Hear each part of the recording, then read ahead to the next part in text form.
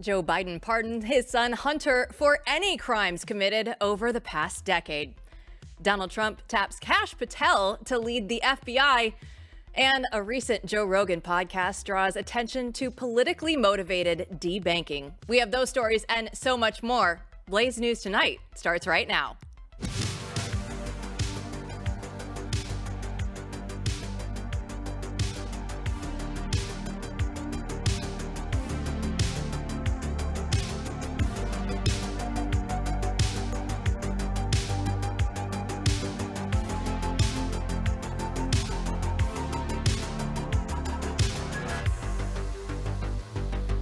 Welcome to the chaos. I'm Jill Savage. Today is Monday, December 2nd. Joe Biden gave his son, Hunter Biden, a full and unconditional pardon for any crimes he may have committed between January 1st, 2014 and December 1st, 2024. This covers Hunter's felony convictions for gun charges, tax offenses, and even overlaps with his time with the Ukrainian energy company Burisma. But we were told by White House Press Secretary Karine Jean-Pierre repeatedly that this wouldn't happen. Take a look. From a presidential perspective, is there any possibility that the president would end up pardoning his son? No. Well, I just said no. I just answered. The president would not pardon or commute the sentence for his son, Hunter. I just want to make sure that that is not going to change over the next 6 months. The president's saying he would not. It's still a no. It's still a no. It will always be a no. It's still a no. It will be a no. It is a no, and I don't have anything else to add. Will he pardon his son? No. His son, Hunter, is also up for being sentenced next month. Does the president have any intention of pardoning him? We've been asked that question multiple times. Our answer stands, which is no. It didn't stand for forever, though. Here to break it down for us is Matthew Peterson, editor-in-chief of Blaze News, and Eric Eggers, vice president of Government Accountability Institute. So, Eric, what went through your mind when you saw this news come out last night like the rest of us? Yeah, let's be clear. This isn't a pardon. This is a decade's worth of salvation and forgiveness from, this is maybe the greatest act in the history of not just presidents, but like fathers. I feel bad that I'm not going to be able to do something similar for my own son one day. Hopefully he won't need it. This is also an affront to the integrity of our democracy, and it's just the latest admission that Joe Biden and the Biden administration have been lying to the American people for the last 4 years. It started in the fall of 2020 when the FBI worked in conjunction with big tech to help suppress the accountability of the Hunter Biden business dealings in the first place, which allowed Joe Biden to even become president so he could later pardon Hunter Biden. But this is, they've been lying about it at every step of the way, and I think it just makes you now, for the first time, fully see just how corrupt the Biden business scheme has been. Eric, let's talk a little bit about that because, for a lot of people, the images you see of Hunter, right, is the crack, it's prostitution, it's sort of the down and dirty stuff. But what gets lost is, the bigger picture. So when you look back and think about this, just go through, what are the big crimes that are actually being covered up here? Sure. Well, the acronym is FARA, and it stands for Foreign Agent Registration Act. So let's talk about the timeline that Joe Biden begins this period of grace for his son. January 2014. The month before that, Hunter Biden rode on Air Force Two with his then vice president father, Joe Biden. Together, they traveled to China, where after this visit, when Joe Biden visits with the then vice president of China, 10 days later, Hunter Biden, who, by the way, had no international business experience. This is a guy who got put on the board of Amtrak. And when they said at the congressional hearing, hey, we're going to put him on the board of Amtrak, it's because he has experience riding trains. That's who Hunter Biden was. And so now all of a sudden, he's traveling with his vice president father to China. He gets this $1.5 billion private equity deal, a joint partnership with essentially the Communist government of China. It had never been done before. Even John Kerry's stepson, Chris Hines, who had been business partners with Hunter Biden before, said, this is too much. This is shady. I'm not going to do this. Hunter Biden and his buddy Devin Archer and other business associates were all in. And so this began this international ravaging of the dark corners of shady businesses that wanted to curry favor with American political elites. It's called elite capture. Hunter Biden was all too willing to take the meeting and the money. And so whether it's the business dealings in Ukraine, it's the joint venture in China, it's the CEFC, which, by the way, is this Chinese energy company, which also involved Jim Biden. But more importantly, these are business deals that would have involved Joe Biden. So by creating this decades worth of grace for Hunter, you now have, I think this is the closest Joe Biden has done to creating grace and space for himself, because these are business dealings in which Joe Biden wouldn't have just been adjacent, but we have emails and business records that show, I mean, Joe Biden was considered an employee of some of Hunter Biden's businesses when he wasn't the vice president. So I think by pardoning Hunter, Joe Biden essentially has pardoned himself.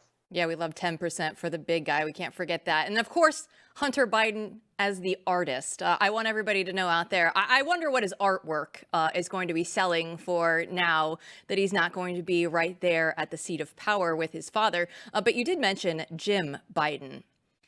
How far do you think that Joe will go in pardoning his family? Is this something that we should also be on the lookout for as we approach January 20th?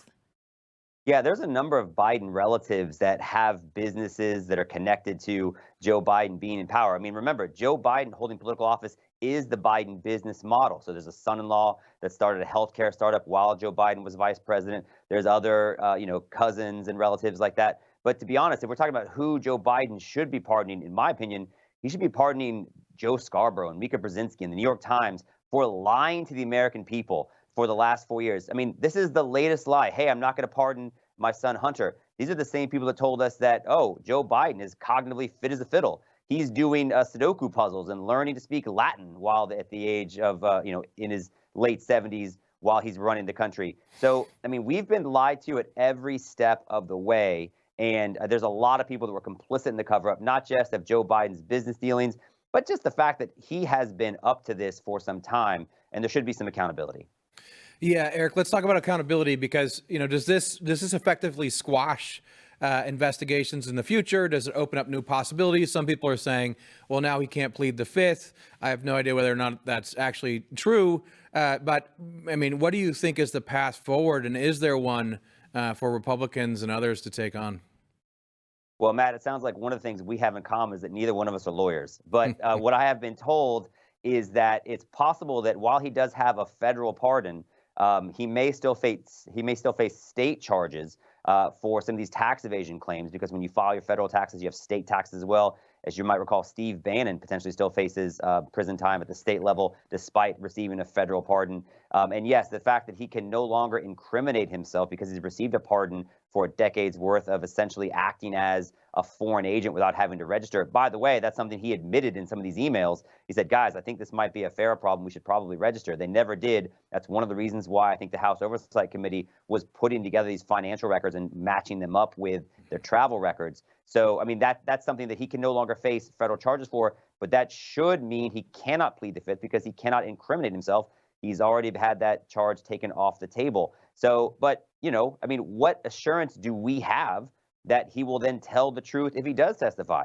They've lied at every step of the way. And so if there's forced to be testimony between now and January 20th, maybe Joe Biden will give him a pardon for perjury as well.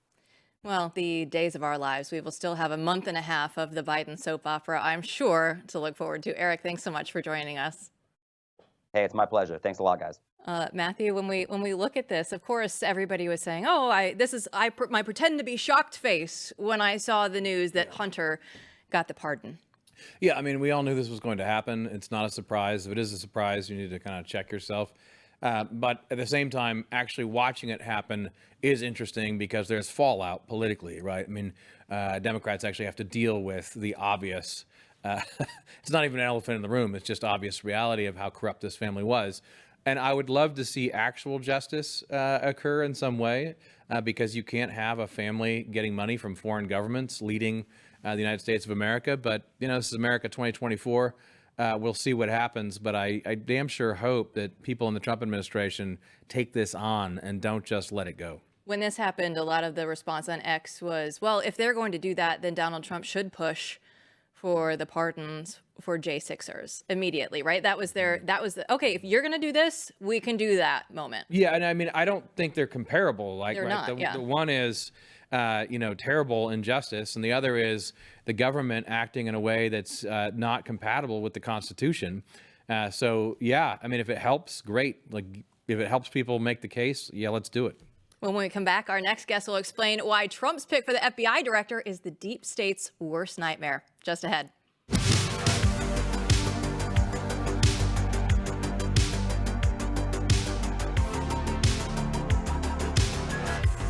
Well, it's time to talk about America's #1 daily fantasy sports app. It's Prize Picks. It has over 5 million active members. It's an amazing fun app where it's just you against the numbers, and you can pick more or less on 2 to 6 player projection stats, and you watch the winnings come right into your phone. It's that easy. But you can have even win up to 100% times your money with Prize Picks in as few as 4 correct picks. Now, Prize Picks, it's the best way to get in on the action in most states. That includes California and Texas and Georgia.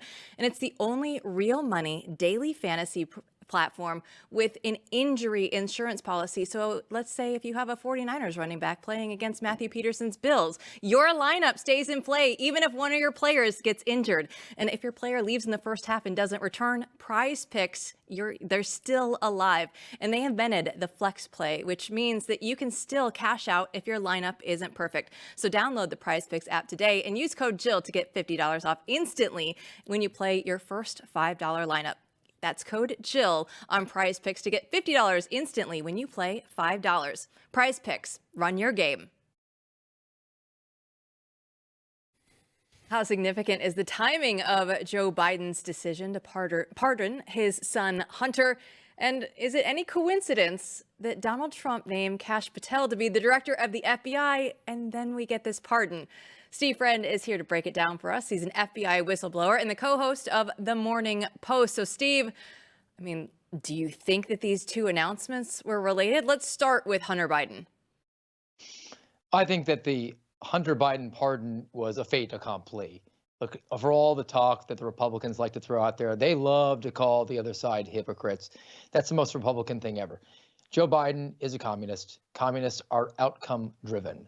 That is their prime directive. They're not interested in being something, they're interested in doing something. He was always going to pardon Hunter, and for us to call him a hypocrite here is just a waste of time. I am interested, though, in the precedent that it sets, because the toothpaste is out of the tube. This is along the lines of what we've talked about before with the mutually assured destruction, where the lawfare against Donald Trump and others on the right has always come from one side, and there's just no been serve held on the other. This is an opportunity here with the pardon process. I would really like to see day one, Donald Trump walk in and grant a blanket pardon to everyone associated with January 6th. Do that because the government got away from its directive to follow the process. Even for the evildoers that day, the government did not follow what they were supposed to do. Ergo, they're issued a pardon. And secondly, I want to see preemptive pardons issued. Preemptive pardons issued for all the political appointees so that the people who get appointed to those positions don't have to fear an indictment from a future administration because they go in there and do the job that the American people are expected to see them to do. I love what you're saying, Steve. I know our own Steve Baker would appreciate that, along with many other people who were unjustly prosecuted on January 6th. Now, let's talk about, the justice that may be coming now. Kash Patel. What do you think of this nomination, and what do you think we can expect in the coming months? Well, I've been on record for a long time now of believing that the FBI has to be shattered into 1,000 pieces and scattered to the wind. If there is one person, though, who can possibly make the demo into a Renault, it is Kash Patel. He is uniquely qualified to take this on. He brings a great perspective, being someone who is not just a prosecutor who actually helped prosecute the war on terrorism over at JSOC and saw intelligence and rooted out the corruption when he was part of the Russiagate expose that went on, but he's also a public defender, which is very unique because historically, the FBI director is a federal prosecutor, a career prosecutor, we're assured. There's always problems with that. They don't really know the inner workings. Kash does know the inner workings of the FBI because he saw the problems. And as a public defender, I think he has a healthy respect for the amount of power that is at the fingertips of the FBI, the fact that they're able to take people's freedom away if they indeed make the process, the punishment, that they're able to do that. So I'm really enthused by that. And he's also, in my back channel conversations with him and his circle, he's willing to take up things like, let's get rid of the intelligence apparatus that exists for the FBI. There's no reason they need to be spying on the American people. They're a police force. force. They shouldn't be a secret police force. He needs to get rid of the quota system, the fact that the FBI is rewarding and incentivizing agents, senior executives, to push on their underlings to go and arrest the right number of people or open the right number of cases so that they can get 5-figure bonuses annually. And let's revamp the way that we're doing our hiring practices so that we're merit-based. We're getting people who are capable and competent, are there for the right reasons, as opposed to people who are compromised, know they're really not capable, and they're willing to just follow orders, if not gleefully doing it because of their political ideology.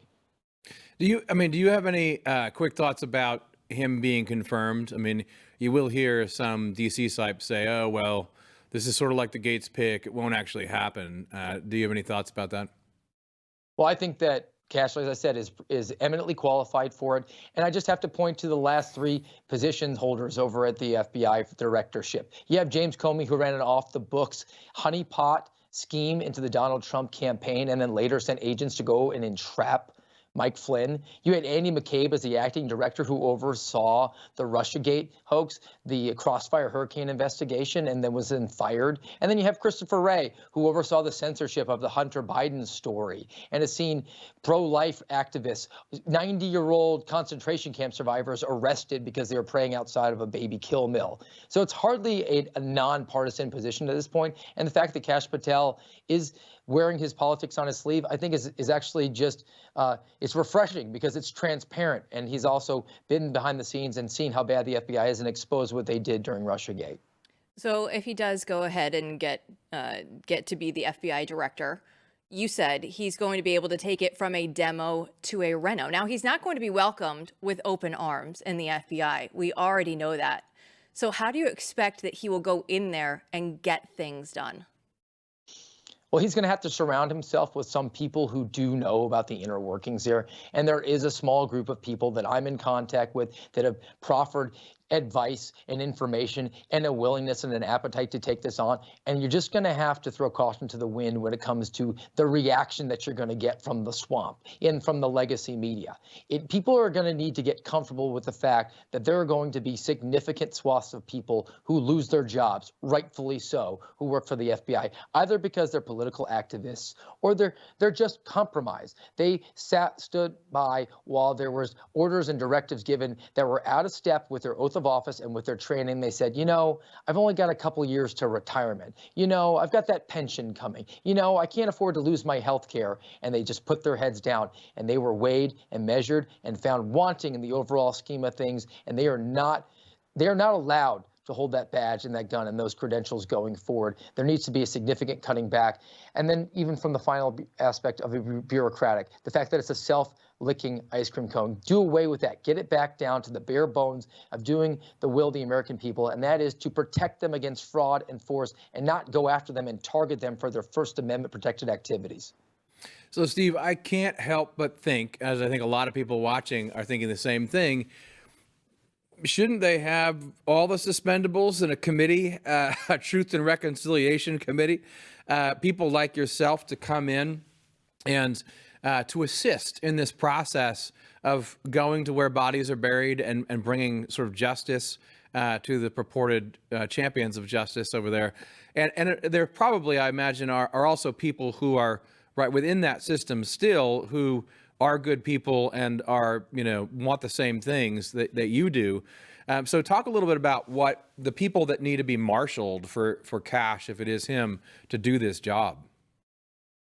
I think there is a select group, people who are on the outside, and I can tell you that there are some people on the inside because I've been out for 26 plus months at this point, and yet I'm still able to bring information out because there are still moles that I have placed on the inside of the FBI that are giving it to me. There are still people there, and they should be marshaled in. They should be given the advice, knowing where the bodies are buried, and then if we're going to eliminate a lot of what it does, there's going to leave a lot of that it can do here. And what I'd actually like to see taken up is a significant and serious effort to make the FBI the internal whistleblower police force for the federal government, not just the FBI in itself, to go after not the retaliation or the retribution against the people, but their actual allegations that they bring forward that they're violations of policy or potentially the law. Let the FBI go after that so there can be some real accountability for the people that are violating their oaths of office and then conspiring against the rights of the American people. And if we have that, then there's going to be an effort from more people on the inside that are just kind of biding their time and seeing how things play out. They can no longer afford to be fence sitters. You have to pick your side. You have to either be a force for good or a force for ill. There is no progress to be made if you're walking down the middle of the row of the road. Listen, if we get the accountability, that sounds great as well. But Kash Patel also has a quote out where he said his plan to fix the FBI is you shut down the Hoover building immediately. I think you literally open it up the next day as a museum of the deep state and let everybody walk the halls for free. And you leave that behemoth open 365 days a year. So if we don't get the accountability side, that plan also works for me, Steve. I avow entirely. And then even just geographically, there's a $2.5 billion facility in Huntsville, Alabama. If you want to be in a position of leadership of the FBI and you're not going to be in the field, the small group of people that need to be doing that, I think that sounds like pretty good living down in Huntsville. And if you're not interested in it, maybe that you think Alabama's too yucky for your D.C. lifestyle, then why don't you go back to working cases in Washington, D.C. if we don't just send you to San Juan, Puerto Rico, because that's where we essentially need you at this point. Well, Steve, if you don't go ahead and run for Florida 6th District, then you know what? If you're going to join Kash in that group in the suspendables, then we're all fine with that too. But if you do so, you still have to come on the show, okay? You got it. Absolutely. Anytime. All right. We'll catch you later. When we come back, we'll explain how the government stopped its political opponents from getting banking accounts. Don't go anywhere.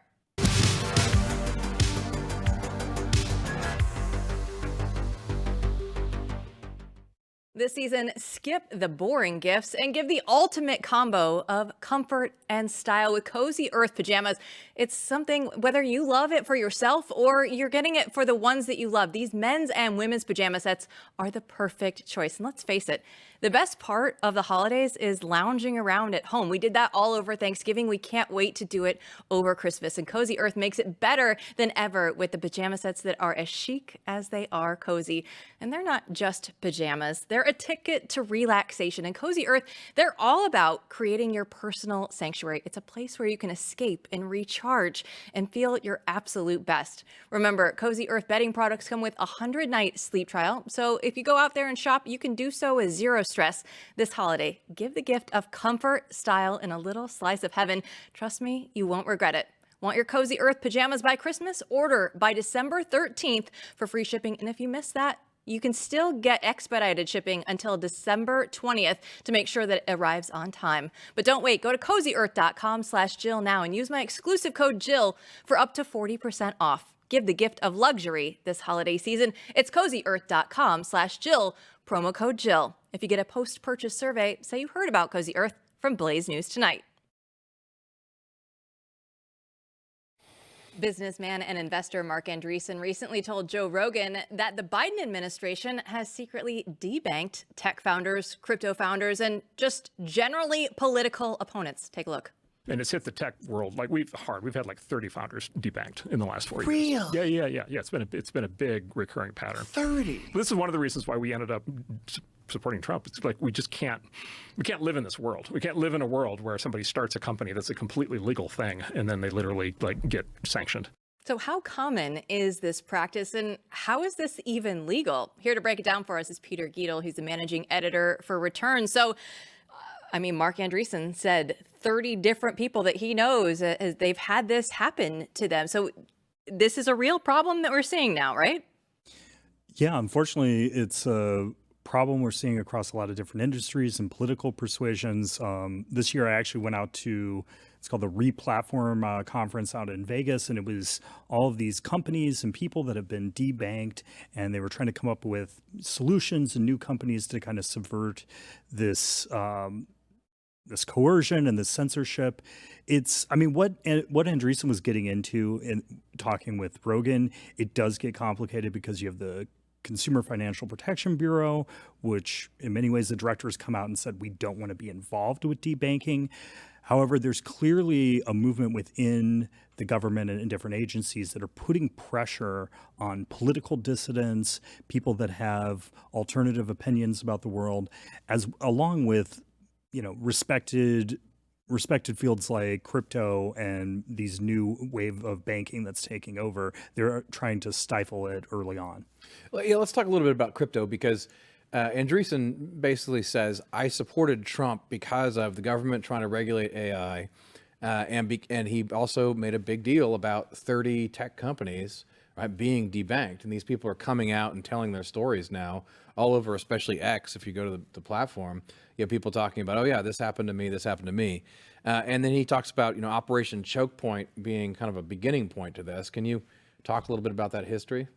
Sure, absolutely. We've been covering it on Return. We've also had Nick Carter writing about it, who really is an expert in this field. He's been on the show, I believe. It started under Obama, and they started going after the legal weed industry and not allowing them to have access to banking and banking services. But then along with it, they started going after legal gun stores that had done nothing wrong, and they put the pressure to try and remove the ability for them to use credit cards, to use banking, which can completely destroy a company if you don't have access to the modern financial networks. And so it started with that, but then it's kind of progressed into, as they call it, Operation Choke Point 2.0, which is going after crypto and trying to attack any of these companies that are offering an alternative, or at least something stable to, as inflation keeps going out of control. They really want to go after everyone in the crypto space, and we've seen that over and over again, along with just people that are conservative or even left-wing that are anti-war. Yeah, we've seen it reported out there that Melania and Barron Trump were part of them that were debanked. We've seen Dinesh D'Souza go and post on X that it actually happened to him as well. But now in this changing political environment that we're in, where it's kind of cool to be MAGA at this moment in time, do we anticipate this going forward as something that will be more a thing of the past, not something that we're going to have to deal with for at least the foreseeable administration? Or do we think this is still going to be a problem? I think that there's real possibility that they might be able to stifle this and get this under control because they have the political will and they're going to have the power. And I mean, it wasn't to the degree of China that we were experiencing, thank God, but it was starting to head in that direction. So if they can get Musk and Andreessen and these people involved in the administration and giving some advice of like some simple solutions to stop this, I think there's a good shot. What do you think, Matt? Yeah, I mean, I hope so. I think that people need to realize, though, that the playbook is the Chinese playbook that they've been trying to run here, and that people have been debanked for political reasons. Very concerning, really, really terrifying. I mean, there's nothing you can do about it. All of a sudden, your bank is gone. But talk a little bit. I think we should talk a little bit about how this became possible with technology, right? I mean, it became more and more possible as things become digital, that you can centralize control and start to say, the mindset changed, I think, and that people started to think, well, if this is the whole thing about a digital currency that scares people for good reason, because you can just easily say, no, you're not allowed on the network. And I think that played a role in this thinking, and will continue to. I mean, really, the story of crypto, in a way, is about trying to get out from under a system that has centralized control, where you can basically cut people out of the financial system now. Yeah, I think that's 100% true. And I mean, it's a problem. I mean, this happened to Nigel Farage in the UK. This is an international problem where they're attacking conservatives, people with the contrarian beliefs. And you're precisely right. In some ways, this is inherently a technology issue, because it's not like, oh, I can just go down to a different bank and deal with it. They make it nearly impossible once you've been debanked to try and find another partner, because then the other banks are like, well, why was this person debanked? We don't want to have anything to do with them, blah, blah, blah. And yeah, and there's also, I mean, there's the difficult, I mean, some of the reason why maybe it should, maybe it shouldn't, that the Consumer Financial Protection Bureau exists is there are a lot of these startups and new internet-based banking things that most seem to be okay, but some have been trying to take advantage of people. So there is an argument that maybe there should be some regulations around these. I think it's really interesting to see where they're going to go with this, and I'm excited that there's going to be actual real movement to try and stop this. Yeah, one of the things that is interesting about what's happening with crypto is that it's a two-edged sword. On the one end of it, this is something that can make you free, that can be outside of centralized regulations, and the government can lay off of. On the other hand, because it is inherently digital, it's also the kind of thing that could give you scary control. It's like upping the ante on both sides of the deal. And that what we see here with this issue and others like it is we have to decide which way do we want to go. And I mean, hopefully this election will put us on the right path, but there's not going to be an end to people who want to use it, right, to control us and to cut people they don't like off the system. Yeah, it does look like we're getting a more crypto-friendly administration coming in. But to Matt's earlier point of the central bank digital currency, that should scare everyone. And the fact that they were going in and trying to herd everybody into this and lead us towards this path should be very scary. And we saw it during the COVID era. And when they were like, oh, you know, cash, we're not going to use cash. Oh, you can't find the coin. There was the coin shortage, right?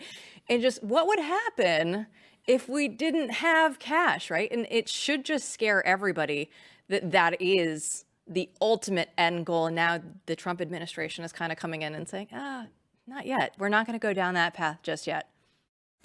Yeah, I mean, it's really terrifying. I'm concerned that they still very much want the central bank digital currencies, and they want to try and I mean, that's how, again, what you were saying, Matt, that's how China exercises control. They don't send people to concentration camps anymore. They just turn off your banking. So you don't have any way to make money. You don't have any way to live. And in some ways, it's even a more terrifying way to stifle a population. And make no mistake, they want very much to have that in Europe and the United States. Well, the Trump administration is going to have a very busy first 100 days. Peter, thanks so much for coming in. Thank you so much. When we come back, our next guest will showcase her Museum of Cultural Defeat just ahead.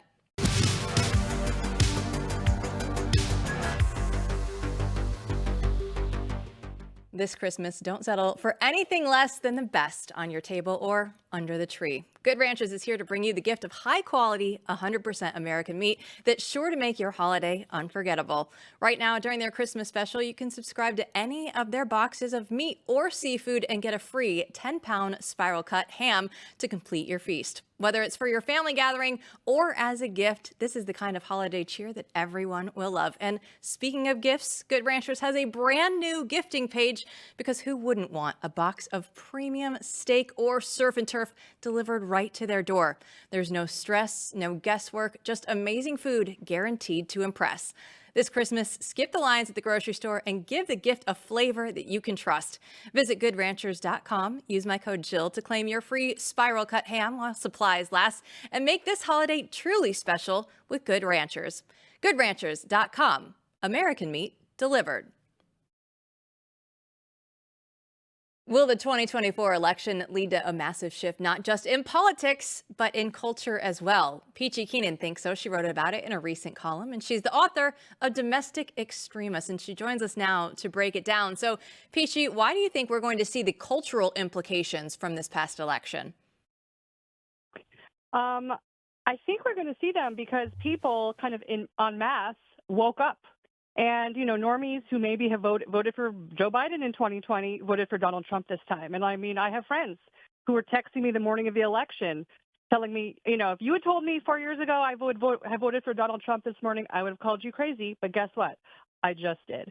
And so I think we're seeing this also in the culture at large where people are, you know, we were rejecting the craziness over the last 4 years, but now we're seeing it kind of go wild. It's going mainstream, kind of rejection of the clown show that they tried to sell it. They tried to bottle and sell us cultural poison for 5 years, for the last 10 years, really.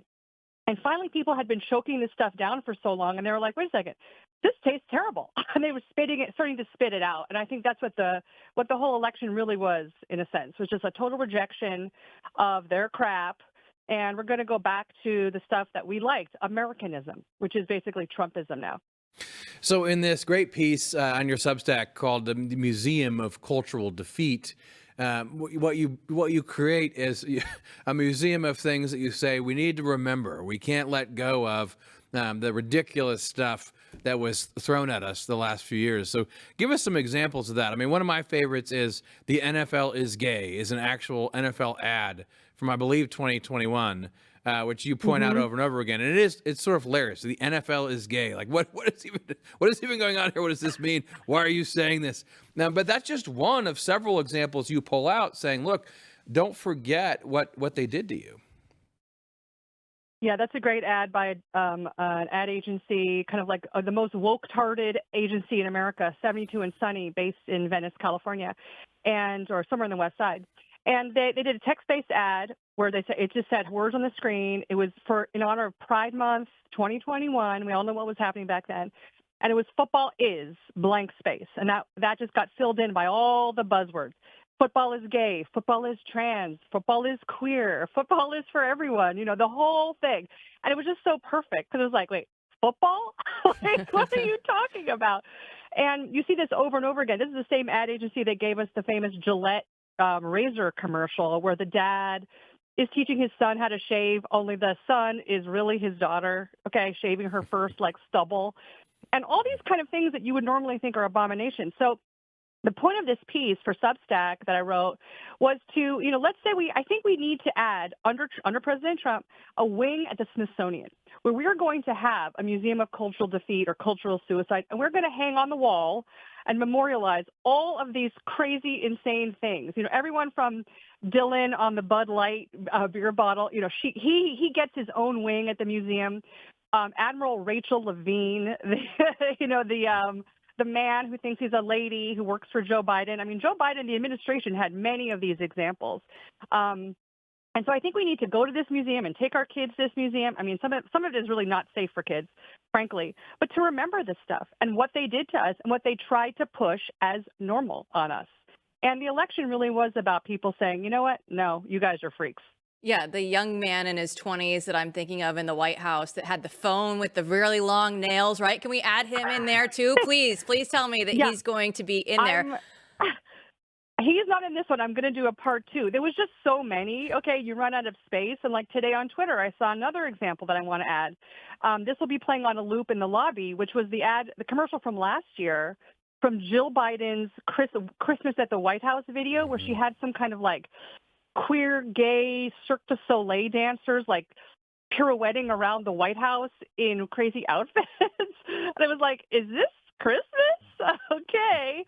And there's the thing is, there's also a darker side that is really kind of hard to laugh at, which I also talk about in this essay, which are, if you Google, anyone can Google this, phalloplasty on young women, and you'll see picture after picture of a young woman's forearm that's been kind of carved up and basically debrided of all flesh and muscle to construct herself a, Franken penis. Okay.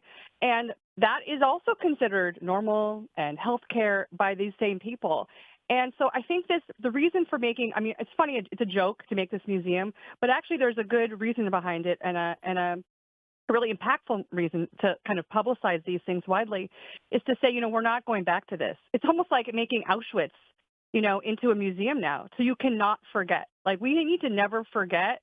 The last 4 or 5 years, okay, it wasn't a Holocaust, but it was sort of like a cultural Holocaust in a way. I mean, they really did take a blowtorch to kind of sacred values of families in this country. Well, Peachy, on that note, then it's a weird place for people on the right to be. We've talked about this for the last couple of weeks. It feels like we're actually the cool kids now. And I don't know if people know how to handle being the cool kids, but we know that the left, they're not going to go away. Maybe they'll retreat for a while and regroup. But if you're on the right, how do you make sure that we stay in not only just a position of power, but also make sure that we are the ones that are leading the culture where it needs to go? Yeah, I think now is the time to basically, lower the hammer, pedal to the metal and press the advantage while we have it. And that means actually trying to recapture the institutions in a way that Trump's appointees are going to try to do, but it goes well beyond recapturing the DOJ and the FBI and all of those kind of infected institutions. We have to really recapture the culture. And that is the stuff that, that I as a writer love. Books, magazines, TV, movies, all of it. We have to really work on, and that's what I know that you guys at the Blaze are working on and doing an amazing job at. We have to recapture those kind of cultural influencer type media, and because that is the stuff that really kind of sways the young people, that can kind of turn make a sea change in the great ship of state, is if you make things that are viral and exciting and cool, people will come along with you. And the message can be kind of implicit, and not hit you over the head. So I think that the great project of the next few years for all of us, for you guys and me, and all those writers out there and all the creators out there, the movie makers, is to have a kind of a much greater cultural output that helps, counterbalance what they've been putting out for so long. Amen to that. We love that. We want more of it. Talk a little bit more about how you think we get there, because there is this problem where the way I would describe it is there's a lot of people in the right who are good people who are moving forward, and we finally won, so they are in a driver's seat or in a position at the party that they haven't been at before. And this does, I don't say worry me, but it sort of concerns me. Act like you've been there before, or or just people who are, they need the confidence to just know, we are the captains now. Let's go. How do we move forward? Can you talk a little bit about some of the ways you think that we should move forward, given that I think we do have, frankly, we have a lot of people who just aren't prepared to lead as well. So we need new people and sort of a new movement. Well, Matthew, you and I know as card-carrying members of Generation X, we've actually been in this position before. Gen X was the kind of cool generation, with we had the 80s teenage movies and the John Hughes movies and grunge, and all of that was like us doing that, kind of coming organically out of Generation X. So we have been there before. And I think that is a reason why Gen X also voted overwhelmingly for Donald Trump. I mean, we were really the only generation where a majority of us voted for Donald Trump in this election. And there's a reason for that. I think we have a very natural and healthy skepticism of authority figures, of officialdom, and we can kind of see through the better than anybody, excuse my language. And so I think the leaders are going to come from Generation X, are going to come from older millennials who are going to be able to say, hey guys, we've been here before. We know how to do this stuff. Come with us. Like you love to say, come with us if you want to live. And it is really not about, I need to raise all this money to go make my movie, or I need to raise all this money and go build a company. It's really just about doing it. And so, I'll just throw this out there. Starting next year, I'm launching a media development company here in Los Angeles, and we're not going to be producing movies. We're not going to be, directing movies. We're going to be focused on storytelling and taking ideas from kind of start to finish, and then kind of ushering them out into the wild. And I really believe that if we take a step forward, the companies will come. The production companies will come. If we build it, they will come. Hollywood, I'm hearing so many interesting things right now. I have friends in Hollywood, screenwriters. They DM me almost every day with stuff like, you will not believe the conversations happening right now at like CAA and Netflix and the studios. They are saying, holy, what have we been missing? We forgot to make movies for like over half the country. They're literally finally saying this out loud to each other. And so really it's on us to say, hey guys, over here, we're going to hook you up. Like, we've got it. Like, we've got this audience. We know what they want, and we can serve it to them. And I'm really talking about going way beyond, Christian content or, kind of red meat, right-wing content. We're talking about just like good old-fashioned good stuff, right? And so I think that is going to happen, and you can kind of see the wheels already starting to turn in their brains. And I think that, honestly, I'm not saying we're going to take over Hollywood. I'm not saying we're going to tear down Hollywood. But I think that all those alternative institutions are actually already kind of starting to put together a nice foundation. And I think in 5 years, we're going to be in a very different place. Well, Peachy, keep us up to date on your latest projects. Can't wait to see where that goes. Now, I know that you're cool, and Matthew tells me every day here on the show that he is cool. So, you know what? Maybe by proximity. I don't have to. Yeah, he has before. Peachy, thanks so much for joining us. Thanks so much, guys. Take care. Don't go anywhere. When we come back, we'll wrap up the show right after this.